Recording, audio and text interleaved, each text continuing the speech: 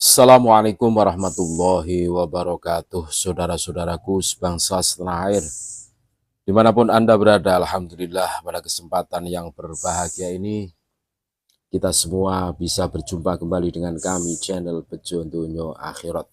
Sak bejo-bejone wong kang lali isih luwih bejo wong kang eling lan waspada, dan tetap NKRI harga mati Nusantara milik kita.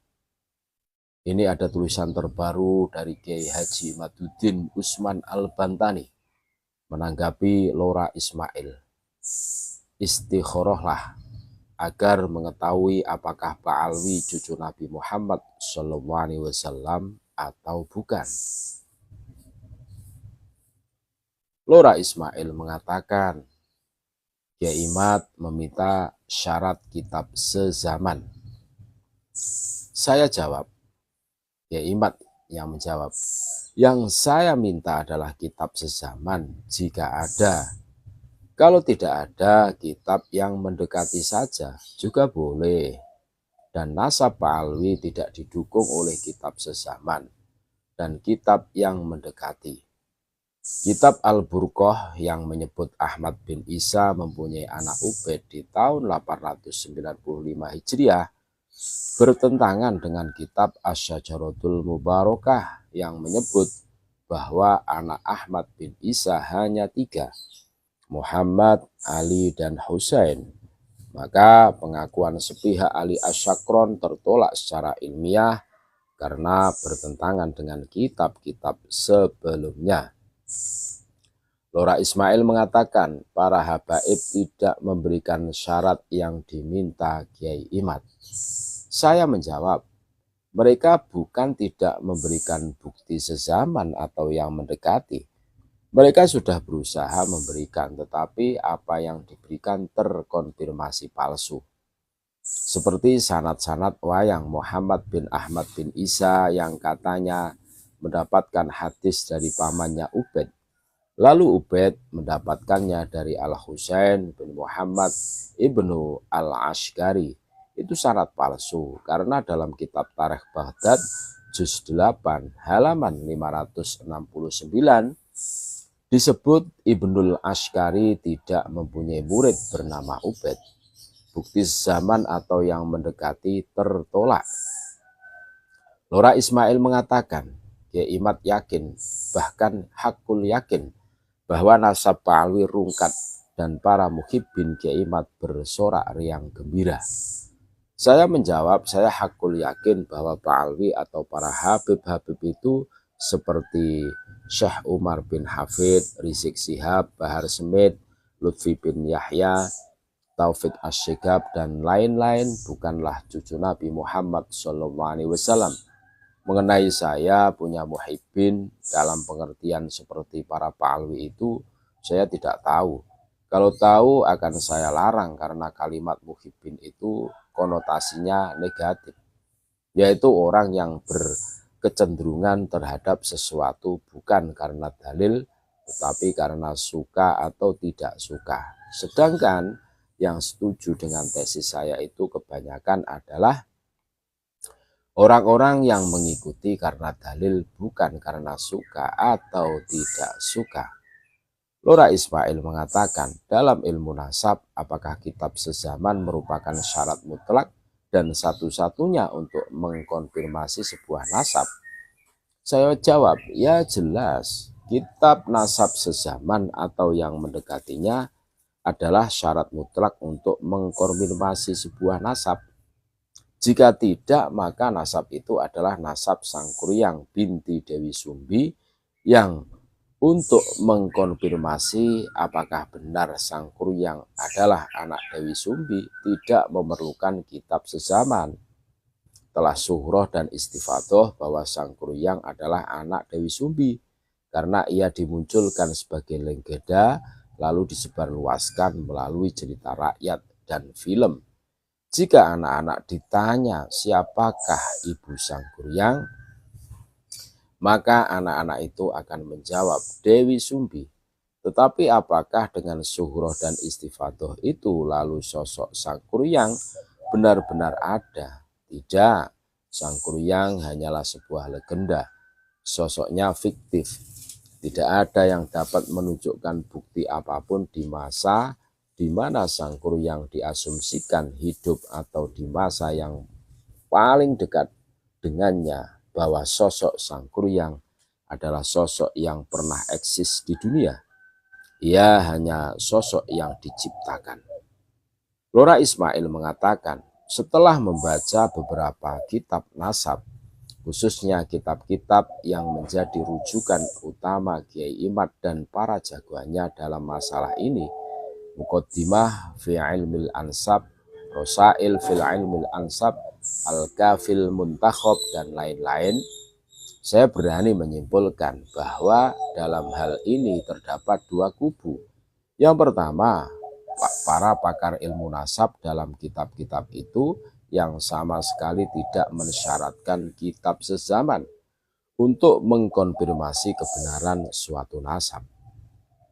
Kitab nasab adalah salah satu turuk cara untuk mengkonfirmasi nasab, tapi bukan satu-satunya karena masih ada beberapa opsi lain termasuk asyuhrah wal istifadhah atau kemasyhuran dan reputasi sebuah nasab. Yang kedua, Kiai Imad dan kawan-kawan yang mengatakan bahwa kitab sezaman merupakan syarat mutlak bagi keabsahan suatu nasab. Jika tidak, maka nasab tersebut dipastikan palsu, fiktif, dan terputus. Saya menjawab apa yang dikatakan Lora Ismail bahwa pakar ilmu nasab sama sekali tidak mensyaratkan kitab sezaman atau yang mendekatinya. Pernyataan itu jelas keliru. Ia tidak memahami ibarah ulama dalam kitab-kitabnya. Perhatikan ibarah-ibarah ulama di bawah ini.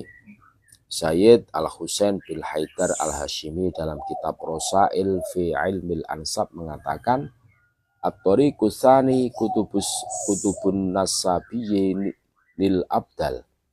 Cara yang kedua menetapkan nasab adalah dengan kitab-kitab para ahli nasab yang abdal.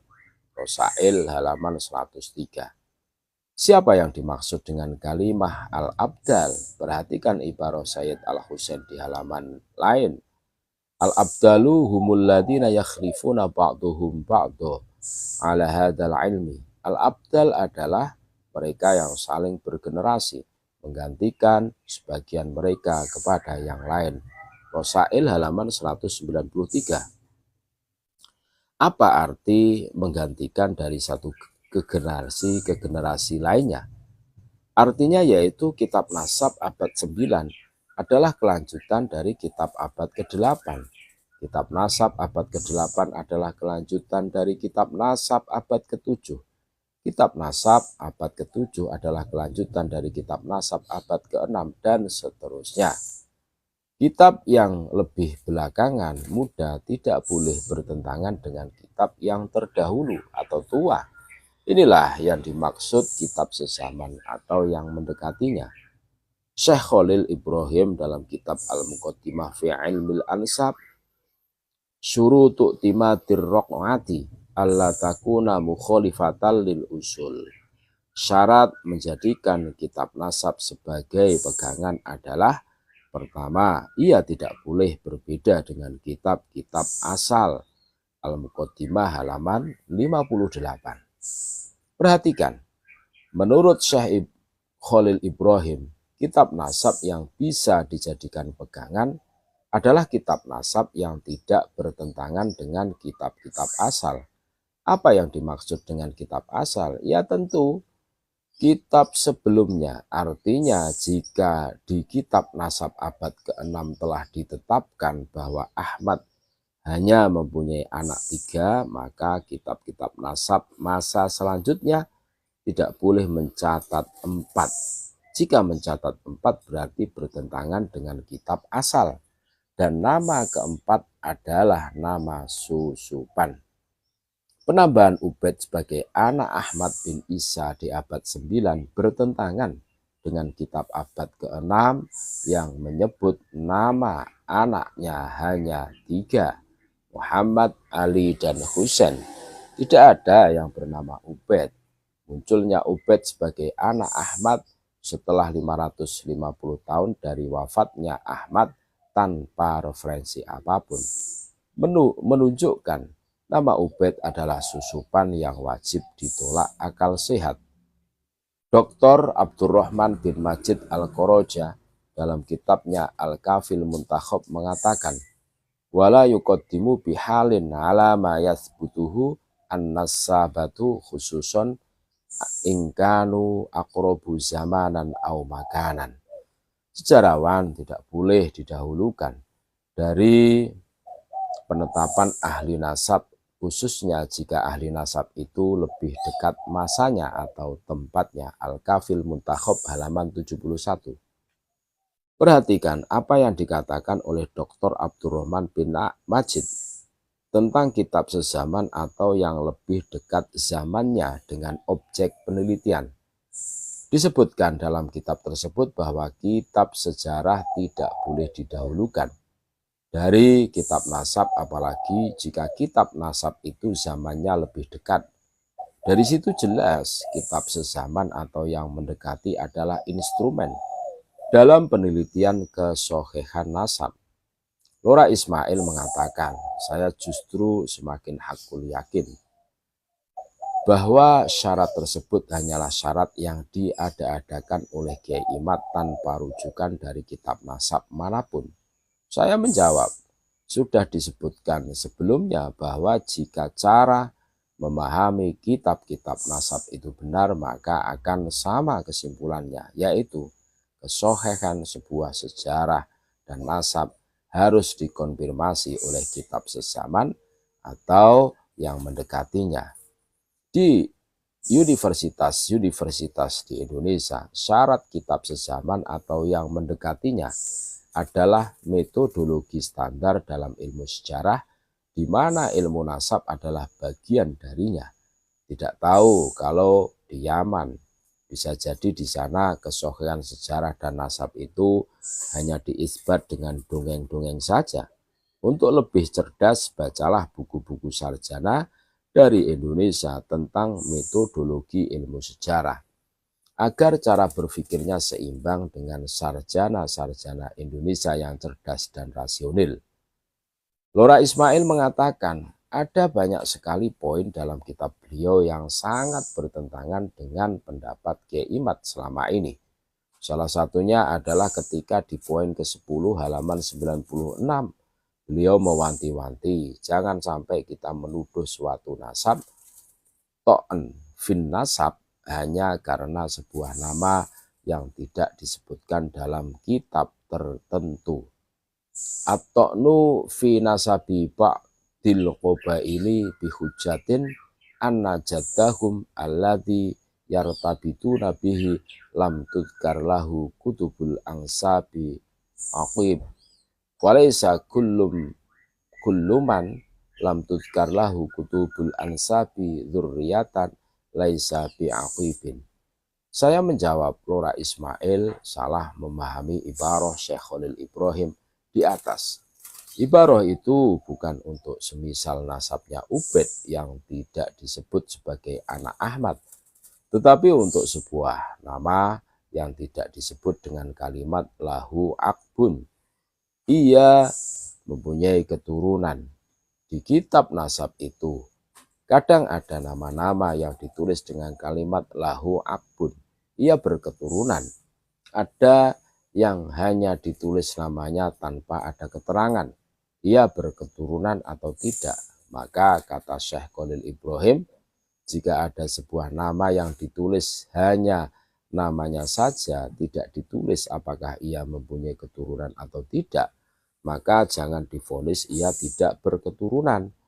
Kalau nama Ubaid beda, Lora, namanya memang tidak pernah disebutkan. Ia gelap gulita selama 550 tahun. Ia fiktif, tidak sah. Orang hari ini mengaku keturunannya karena ia sosok ahistoris. Lora Ismail menyatakan ia berkomunikasi dengan Syekh Khalil Ibrahim, pengarang Muqaddimah fi Ilmil Ansab.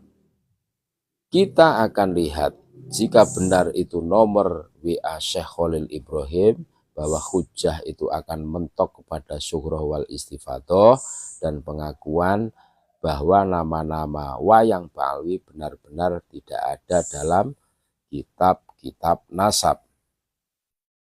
Ngalal kafi sholatullah ala syafi salamullah bimuhyiddini kholisna minal balwa ya Allah.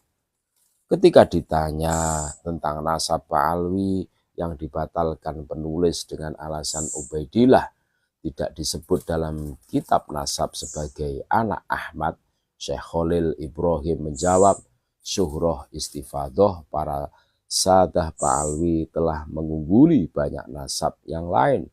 Sedang disebutkannya amud nasab hanyalah syarat kesempurnaan, bukan syarat sah.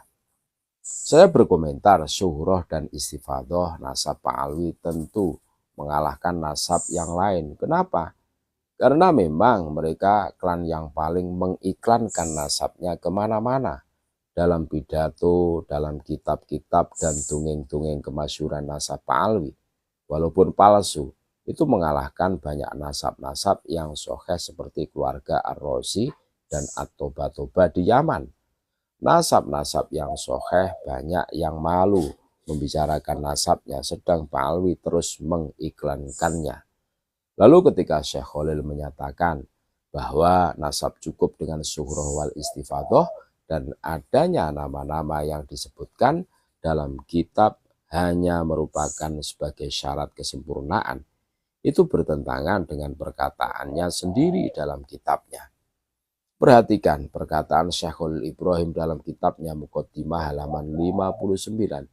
Alla yakuna laha ma yu'ariduha mirroqatin qud'ayatin dilalah. Syuhroh wal istifadoh tidak boleh bertentangan dengan kitab-kitab yang dalilnya qud'ai. Sedangkan adanya nama Ubaid di abad 9 Hijriah bertentangan dengan kitab Rosail di abad 6 Hijriah, yaitu Asy-Syajaratul Mubarakah yang secara qud'ayud dilalah menyatakan anaknya Ahmad hanya 3 dan tidak ada yang bernama Ubaid. Maka syuhroh wal istifadoh Ubaid ini tertolak secara jelas dan tegas. Lora Ismail bertanya kepada Syekh Khalil Ibrahim, jadi menurut Anda nasab para sadah Ba'alwi valid sidi? Meskipun amud nasab mereka tidak disebutkan dalam kitab sezaman atau yang mendekati, Syekh Khalil Ibrahim menjawab iya. Mereka adalah pembawa ajaran Islam moderat yang sesungguhnya. Saya berkomentar, jawaban Syekh Khalil ini mengindikasikan ia tidak memahami seluk-beluk nasab Ba'alwi. Ia belum tahu bahwa nasab Ba'alwi hari ini bertentangan dengan kitab Asy-Syajaratul Mubarakah, dan ia belum mengetahui bahwa nama-nama seperti Ubaid, Alwi, Muhammad dan sebagainya itu nama-nama fiktif belaka. Dari mana penulis mengetahui bahwa ia belum memahami seluk-beluk nasab Ba'alwi? Dari jawabannya ketika ditanya Lora Ismail tentang nama-nama leluhur Ba'alwi yang tidak disebutkan itu. Ia bukan menjawab tentang kenapa nama-nama leluhur Ba'alwi tidak disebutkan atau ia memberikan bukti adanya kitab yang menyebutkan. Malah ia menjawab hal lain, yaitu tentang Islam moderat. Lora Ismail mengatakan, Masya Allah, mereka adalah para guru kami, terlepas dari komentar para pembenci. Apakah Anda mengenal mereka, para sadah Ba'alwi Syidi? Syekh Khalil Ibrahim menjawab, apakah rembulan bersinar samar? Mereka adalah para da'i yang telah menyebarkan ilmu di barat dan timur dunia. Saya berkomentar, senang ya gurunya diisbat walau tanpa dalil. Ada cara agar hati tidak gundah gulana. Apakah gurunya cucu Nabi atau bukan? Bangunlah di tengah malam lalu jernihkan jiwa, istikharahlah, mohon kepada Allah petunjuk. Apakah Ba'alwi cucu Nabi atau bukan? Insya Allah dengan ketulusan jiwa akan terbuka tirai kegelapan makrifat yang terbalut cinta buta.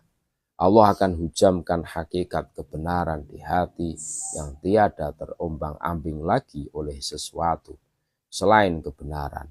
Lalu akan tenanglah jiwa walau alam nyata memberi jawaban bahwa gurunya bukan cucu Nabi.